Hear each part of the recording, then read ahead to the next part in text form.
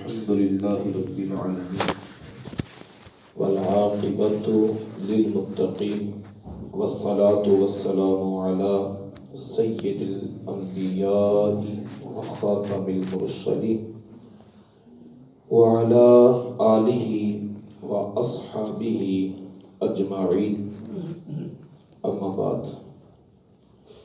اللہ رب العزت کے فضل اور کرم سے رات نماز تراویح میں دوسرے پارے کا 3/4 اور تیسرے پارے کا نصف حصہ تلاوت کیا گیا اور اللہ کے فضل سے ہمیں سماعت کرنے کی توفیق ہوئی۔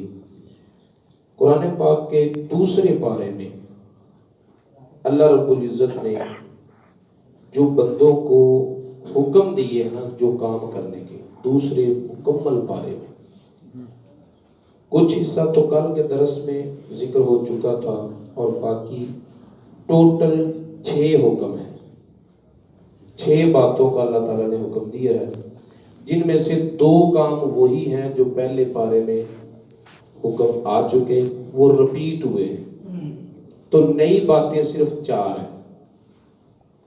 اول اللہ رب العزت نے ارشاد فرمایا حلال کھاؤ۔ سورہ بقرہ کی آیت نمبر 168 اللہ تعالیٰ ارشاد فرماتا ہے یا ایھا الناس کلوا مما فی الارض حلالا طیبا، اے لوگو، یہاں اللہ رب العزت نے اے ایمان والوں نہیں کہا بلکہ فرمایا اے انسانوں، جس کا مطلب یہ ہے کہ حلال کھانا صرف مومن ہونے کا تقاضا نہیں بلکہ حلال کھانا انسان ہونے کا تقاضا ہے۔ کوئی کسی مذہب سے بھی تعلق رکھے اسے حلال ہی کھانا چاہیے۔ اللہ تعالیٰ نے یہ حکم ساری انسانیت کو مخاطب کر کے دیا۔ پھر آیت نمبر 172 میں خاص کر ایمان والوں کو مخاطب کیا اور ارشاد فرمایا یا ایھا الذین آمنوا کلوا من طیبات ما رزقناکم واشکروا اللہ ان کنتم ایاہ تعبدون، اے ایمان والو پاکیزہ چیزیں کھاؤ جو ہم نے تمہیں رزق کے طور پر عطا فرمائی ہیں، اور اللہ کا شکر ادا کرو اگر تم اس کی عبادت کرتے ہو۔ اگر اللہ کی عبادت کرتے ہو تو تمہاری عبادتیں درجہ قبولیت کو تب پہنچیں گی جب تمہارا رزق حلال ہوگا۔ یہاں پر شرط جو قرار دی ہے وہ ہے ان کنتم ایاہ تعبدون، اگر تم اس کی عبادت کرتے ہو۔ فعل مضارع کے اندر ایک امکانی معنی بھی ہوتا ہے، جیسے قرآن پاک میں ایک مقام پر اللہ تعالیٰ ارشاد فرماتا ہے کہ اگر تم نماز پڑھتے ہو تو اس سے پہلے وضو کر لو، تو وہاں پر امکانی معنی ترجمہ کیا جاتا ہے کہ اگر تم نماز پڑھنے کا ارادہ کرتے ہو تو وضو کر لو، کیونکہ نماز پڑھنا شروع کر دے تو پھر تو بندے نے وضو نہیں نہ کرنا، نماز کا ارادہ کریں گے تو پہلے وضو کریں گے۔ تو اگر وہی امکانی معنی ترجمہ یہاں کیا جائے تو اس کا ترجمہ یوں کیوں ہوگا کہ اگر تم اللہ کی عبادت کرنا چاہتے ہو تو پہلے رزق حلال کھاؤ۔ اس سے عبادت کی توفیق چھن جاتی ہے جو بندہ اپنا رزق حلال نہیں کھاتا۔ جو ہم نے رزق کھانا ہے اسی سے ہمارا بدن، ہمارا جسم بننا ہے، تو جو بدن حرام کے رزق سے بنا ہو اللہ پسند ہی نہیں کرتا کہ وہ میری بارگاہ میں آئے۔ اس لیے رزق حلال کھانا، اس سے عبادت کی توفیق ملتی ہے، اس سے عبادتیں درجہ قبولیت کو پاتی ہیں۔ دوسرے نمبر پر اللہ تعالیٰ نے دوسرے پارے میں جو دوسرا حکم دیا ہے وہ ہے جہاد کا حکم۔ اللہ تعالیٰ نے ارشاد فرمایا وَقَاتِلُوا فِي سَبِيلِ اللَّهِ الَّذِينَ يُقَاتِلُونَكُمْ وَلَا تَعْتَدُوا، اے ایمان والو اللہ کی راہ میں جہاد کرو ان لوگوں سے جو تم سے لڑائی کرتے ہیں. یہ ارشاد فرما کر بتا دیا کہ اگر تم لڑنا نہ چاہو نا کافروں سے تو انہوں نے لڑائی بند کوئی نہیں کر دینی، انہوں نے دشمنی تمہارے ساتھ کرتے رہنا.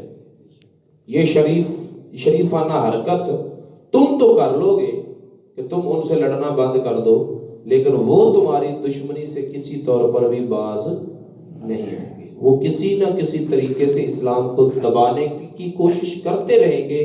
لہٰذا تم پر فرض ہے کہ تم اسلام کو اٹھانے کی تگ و دو کرتے رہو.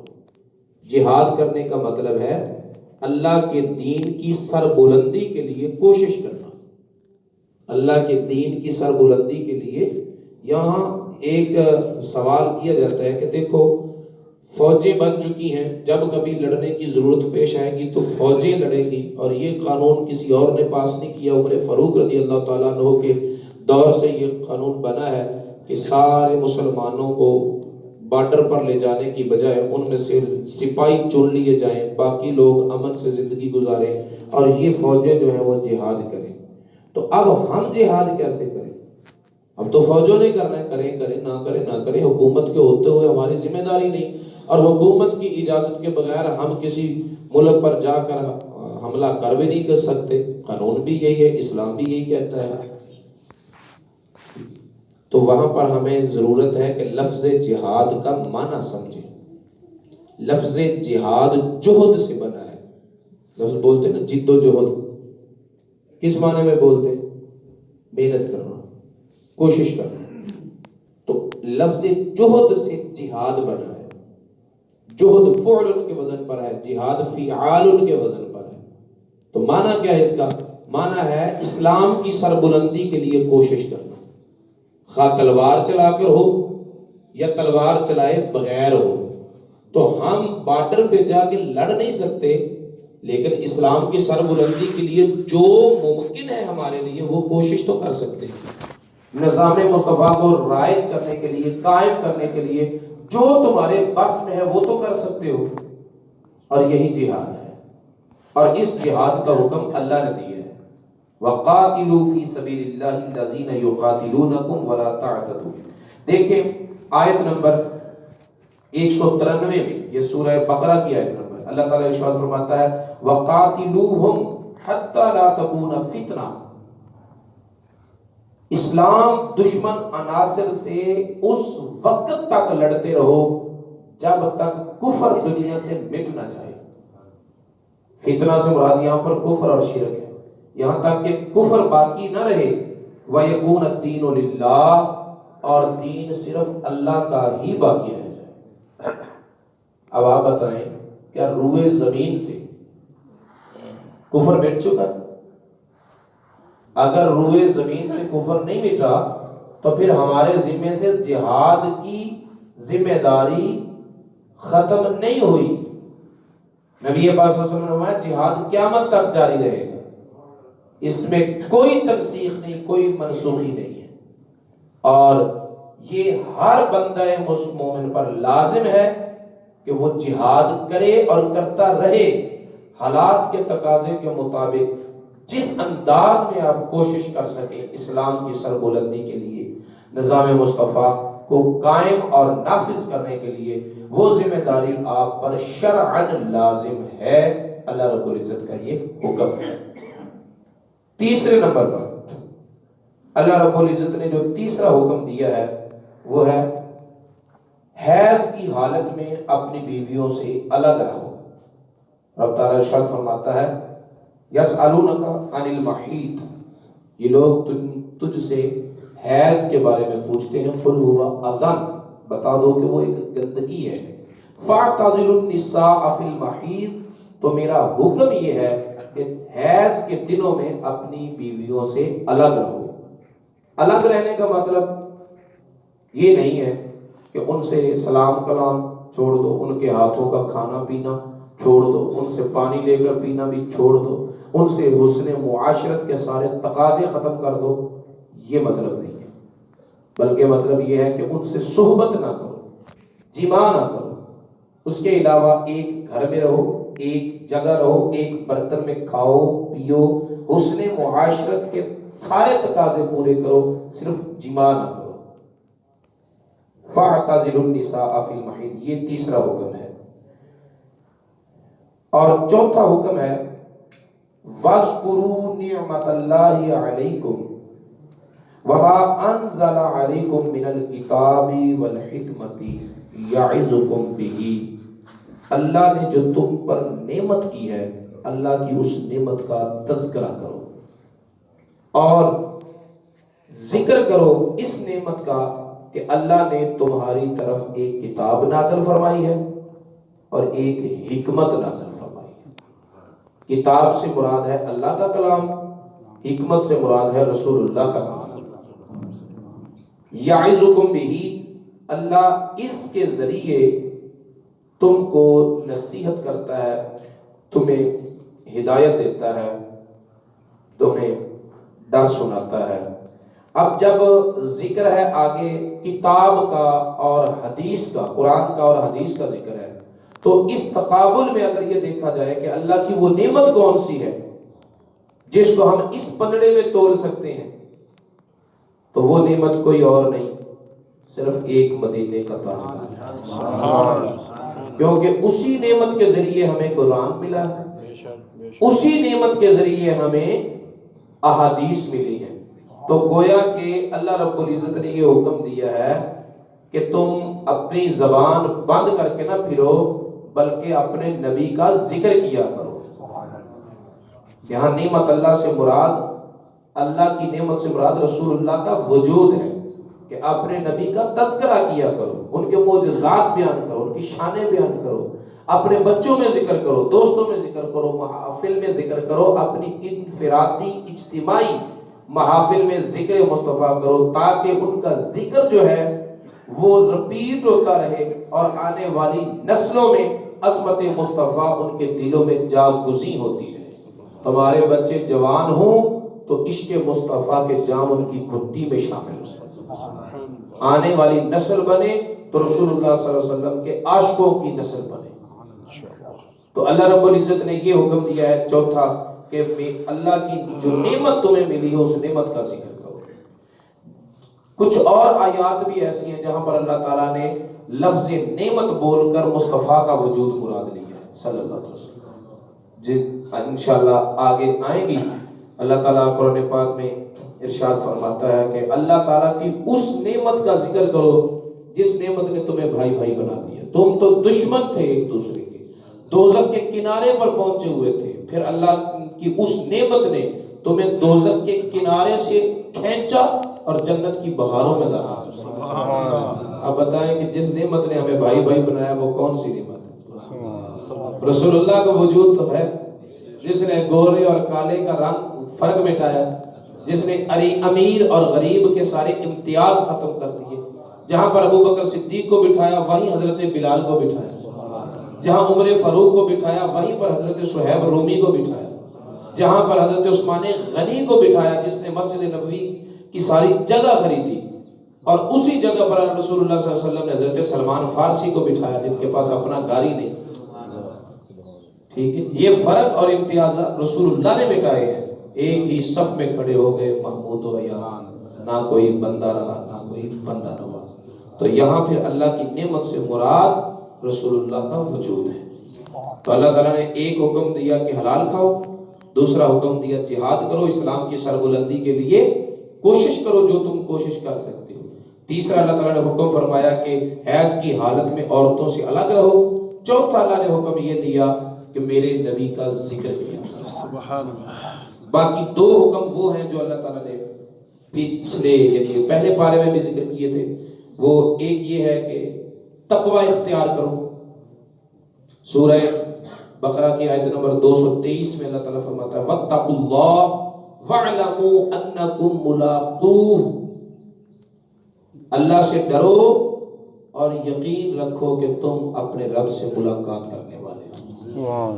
تمہاری اپنے رب سے ملاقات ہونی ہے، تم نے اپنے رب کی بارگاہ میں پیش ہونا ہے۔ ایک اور یہ حکم پیچھے بھی گزر چکا ہے، کل والے درس میں یہ بات تھی، یہاں صرف رپیٹ ہوئی ہے اور دوسرا اللہ تعالیٰ نے حکم دیا حافظوا علی الصلوات والصلاۃ الوسطی، اپنی نمازوں کی حفاظت کرو، خاص کر درمیان والی نماز کی، یعنی نماز عصر کی۔ نماز عصر ہے جس سے پہلے بھی 2 نمازیں ہیں، جس کے بعد بھی 2 نمازیں۔ تو یہاں پر اللہ تعالیٰ نے نمازوں کی حفاظت کا حکم دیا ہے کہ ان کو اپنے وقت سے آگے پیچھے نہ ہونے دو، اور خاص کر عصر کی نماز کی طرف توجہ دلائی ہے کہ اس میں کوتاہی نہ ہونے پائے، اور فرمایا وَقُومُوا لِلَّهِ قَانِتِينَ، اللہ کی بارگاہ میں بڑے ادب کے ساتھ کھڑے ہوا کرو۔ کچھ مفسرین نے اس آیت کے تحت یہ لکھا ہے کہ جب یہ آیت نازل ہوئی تھی نا، قوموا للہ قانتین، اللہ کی بارگاہ میں با ادب کھڑے رہا کرو، تو اس آیت کے نزول پر رفع دین جو ہے وہ منسوخ ہو گیا تھا، کیونکہ رفع دین میں بار بار ہاتھ اوپر کیے جاتے ہیں، اور قنوت عاجزی انکساری کا جو معنی ہے وہ فوت ہو جاتا ہے، تو اس آیت کے نزول پر رفع دین جو ہے وہ منسوخ ہو گیا۔ تو رفع دین کی منسوخی صرف حدیث سے نہیں بلکہ اس آیت کریمہ سے بھی ہے۔ اس سے پہلے ہوتا رہا، جب تک رسول اللہ صلی اللہ علیہ وسلم کرتے رہے صحابہ کرام بھی کرتے رہے، اور جب نبی پاک صلی اللہ علیہ وسلم نے منع فرما دیا تو پھر 2 صورتیں تھیں۔ کچھ صحابہ کرام منع فرمانے سے پہلے رسول اللہ صلی اللہ علیہ وسلم سے الگ ہو چکے تھے، کیسے؟ جہاد کے لیے وہ مختلف اطراف میں جا چکے تھے، اور ان تک نبی پاک صلی اللہ علیہ وسلم کے منع کرنے کا یہ حکم پہنچا نہیں، کیونکہ یہ ٹیلی فون والا سسٹم تو تھا نہیں، وہ بارڈر پر تھے، اطراف عالم میں تھے، جہادوں میں مصروف تھے۔ رسول اللہ کو انہوں نے جس حال میں چھوڑا اس حال پر ساری زندگی گزار دی۔ جس صحابی تک رفع دین کی منسوخی والا حکم پہنچا اس نے رفع دین کو ترک کر دیا، اور جس تک رفع دین کی منسوخی والا حکم نہیں پہنچا وہ زندگی بھر کرتا رہا، وہ زندگی بھر رفع دین کرتا رہا۔ اب اگر کوئی یہ کہے کہ فلاں صحابہ رفع دین کرتے رہے، تا حیات کرتے رہے، ہم کب انکار کرتے؟ کچھ صحابہ کرام کرتے رہے، لیکن دیکھنا تو یہ ہے کہ جو رسول اللہ صلی اللہ علیہ وسلم کے ساتھ رہے صحابہ کرام، جن کے ہاتھوں میں نبی پاک صلی اللہ علیہ وسلم نے الوداعی غسل فرمایا، اور جن کے ہاتھوں نے نبی پاک صلی اللہ علیہ وسلم کی تدفین کی خدمت سر انجام دی، نبی پاک صلی اللہ علیہ وسلم کے وصال کے وقت جو آپ کے ارد گرد لوگ تھے انہوں نے اس کام کو جاری رکھا یا چھوڑ دیا؟ وہ صحابہ کرام جن میں حضرت ابوبکر صدیق شامل، عمر فاروق شامل، عثمان غنی شامل، مولا علی شامل، حضرت ابو ہریرہ شامل، جن میں حضرت عبداللہ بن مسعود شامل، یہ صحابہ کرام جو نبی پاک صلی اللہ علیہ وسلم کے گرد رہے، قریب رہے، اور رسول اللہ صلی اللہ علیہ وسلم کے وصال تک آپ کی خدمت سر انجام دیتے رہے، انہوں نے رفع دین نہیں کیا، ترک کر دیا۔ حضرت ابو بکر صدیق رضی اللہ تعالیٰ عنہ نے جب تک مصلی امامت پر، مسند خلافت پر رہے، رفع دین کے بغیر نمازیں پڑھائی۔ مصلی نبی پر رسول اللہ کے وصال کے بعد مسجد نبوی کا پہلا امام حضرت ابو بکر صدیق جانشین امام الانبیاء رضی اللہ تعالی عنہ صلی اللہ تعالی علیہ وآلہ وسلم، وہ رسول اللہ کے مصلی پر کھڑے ہو کر نماز جماعت کے ساتھ پڑھا رہے ہیں اور رفع دین کے بغیر پڑھا رہے ہیں۔ پھر عمر فاروق، پھر عثمان غنی، پھر مولا علی رضی اللہ تعالی عنہم۔ تو ان صحابہ کے طرز عمل سے یہ پتہ چلا کہ نبی پاک صلی اللہ علیہ وسلم نے رفع دین سے منع کر دیا تھا، اس لیے پھر حضرت ابو ہریرہ، امام اعظم ابو حنیفہ نے ان صحابہ کرام کا عمل لیا جن صحابہ کرام نے نبی پاک کی قرب کا وقت گزارا تھا، اور امام شافعی، امام احمد بن حنبل اور حضرت امام مالک، ان اماموں نے شاگردگی ان صحابہ کی ان کو ویسے ڈائریکٹ کسی صحابی کی شاگردگی کا موقع نہیں ملا، بلکہ ایک واسطے کے ساتھ یا 2 واسطوں کے ساتھ ان تک یہ شاگردی منتقل ہوئی جو صحابہ آخر تک رفع دین کرتے رہے تھے، لہٰذا یہ امام بھی رفع دین کرتے رہے، جو جس صحابی کی شاگردی میں تھا اس کے مطابق عمل کرتا رہا۔ حضرت امام اعظم ابو حنیفہ نے کوفہ کے اندر ولادت پائی، اور یہیں پر حضرت علی المرتضیٰ نے کوفہ کو ہی اپنا دارالخلافہ بنایا تھا. حضرت علی نے جب دارالخلافہ کوفہ کو بنا لیا تو بہت سارے صحابہ کرام جو تھے وہ حضرت علی کے ساتھ یہیں پر سکونت پذیر ہو گئے. تو حضرت امام اعظم ابو حنیفہ کو ان صحابہ کی، بلکہ ایک روایت میں تو یہ آتا ہے، تاریخ بتاتی ہے 17 صحابہ کرام کی زیارت کی حضرت امام اعظم ابو حنیفہ. 6 صحابہ کی باقاعدہ شاگردی کی ہے امام اعظم ابو حنیفہ نے، اور ان صحابہ کا قرب ملا حضرت امام اعظم کو جن صحابہ کو نبی پاک کے آخری ایام کا قرب ملا تھا. اس لیے ان تک یہ خبر پہنچی اور انہوں نے رفع دین ترک کیا نہیں کیا. انہی کے علم پر اعتماد کرتے ہوئے آج احناف بھی رفع دین نہیں کرتے. تو قوموا للہ قانتین میں رفع دین کی تنسیخ ہے. 4 حکم نئے ہیں، 2 حکم رپیٹ ہوئے ہیں، ٹوٹل 6 حکم ہیں. اور جن چیزوں سے منع کیا گیا ہے ان میں سے کچھ باتیں تو کل کے درس میں آ گئی تھی. صرف اور صرف 3 باتیں نئی ہیں جن سے اللہ تعالیٰ نے منع کیا ہے. نمبر 1 فرمایا لا تلقوا بأیدیکم الی التہلکۃ، اپنے ہاتھوں سے اپنے آپ کو ہلاکت میں نہ ڈالو. جب تم گناہ کرتے ہو تو گناہ کر کے گویا کہ گناہ کرتے ہوئے تم اپنے آپ کو آپ ہلاک کر رہے ہو. ایک اور دوسرا اس کا مطلب یہ بھی ہے کہ فضول خرچی نہ کرو، ضرورت سے زیادہ خرچ نہ کرو، کیونکہ یہ ضرورت سے زیادہ خرچ کرنا، فضول خرچیاں کرنا، یہ تمہارا اپنے آپ کو ہلاکت میں ڈالنا ہے. جیسے آج کا معاشرہ ہے، آج کے معاشرے میں اگر ضرورتوں کے آئینے میں دیکھا جائے کوئی بندہ غریب نہیں ہے، ہر بندے کی ضرورتیں پوری ہو رہی ہیں. غریب وہ ہے جس کی خواہشیں نہیں پوری ہو رہی. ٹھیک ہے، ضرورتیں اور ہیں، خواہشیں اور ہیں. ہماری ضرورتیں محدود ہیں، خواہشیں لامحدود ہیں. ہم اپنے حالات کو اپنی خواہشات کے آئینے میں دیکھتے ہیں اور فیصلہ کرتے ہیں کہ غربت چھائی ہوئی ہے. غربت جو آج بالکل بوڑھے ہو چکے ہیں نا، ان سے پوچھو انہوں نے اپنے بچپن میں کچھ دن دیکھے ہوں گے، وہاں غربت کا تصور تھا. آج تو غربت کا تصور جو ہے نا وہ نہیں ہے. ضرورتیں ہر بندے کے پاس ضرورت سے زیادہ چیزیں ہیں. کوئی بندہ ہے جس کے پاس صرف 2 ہی کپڑے ہوں، ایک گرمی کا ایک سردی کا؟ جتنے یہاں بیٹھے ہیں ایسا ہے کوئی؟ ہر بندے کے کپڑے جو ہے نا وہ 6 7 جوڑے جو ہے نا گرمیوں سردیوں کے پڑے ہوئے ہیں. یہ غربت ہے. اسی طرح اگر کوئی بندہ ایسا ہے جس کے گھر میں بجلی کنیکشن نہیں ہے، وہ بغیر بجلی کے گزارا کر رہا ہے. ہر بندے کے پاس ہے، وہ بل کا رونا روتا ہے. اور بل میں اگر ہم اپنی بجلی کا استعمال کریں ضرورت کے مطابق، نہ چلائیں ٹیلی ویژن، نہ چلائیں ایسی چیزیں جو غیر ضروری ہیں، تو میرا خیال ہے بل دینا بھی کسی کے لیے مشکل نہیں ہوگا. ہم غریب ہیں اپنی خواہشات کے آئینے میں، اپنی ضرورتوں کے آئینے میں ہم غریب نہیں ہیں. لہٰذا فرمایا اپنے ہاتھوں سے اپنے آپ کو ہلاکت میں نہ ڈالو. لہذا اتنا خرچ کرو جتنی ضرورت ہے، ضرورت سے زیادہ خرچ نہ کرو. اور اس کا ایک معنی مفسرین نے یہ بھی کیا ہے کہ خودکشی نہ کرو. لا تلقوا بأیدیکم الی التہلکۃ، اپنے ہاتھوں اپنے آپ کو ہلاک نہ کرو، یعنی خودکشی نہ کرو. وہ بھی اس آیت سے حرام قرار دی گئی ہے. دوسرا اللہ تعالیٰ نے جس کام سے منع کیا ہے وہ ہے وَلَا تَنْكِحُوا الْمُشْرِكَاتِ حَتَّى يُؤْمِنَّ، تم مشرک عورتوں سے نکاح نہ کرو جہاں تک کہ وہ مومن نہ ہو جائیں. مشرکوں سے نکاح نہ کرو. اسی آیت میں آگے یہ بھی ہے کہ جس طرح مرد کے لیے منع ہے کہ وہ کسی مشرکہ سے نکاح نہ کرے، اسی طرح عورت کو بھی منع ہے وہ کسی مشرک مرد سے نکاح نہ کرے. مومن عورت غلام بھی ہو، غریب بھی ہو، تو وہ مشرک سے بہتر ہے.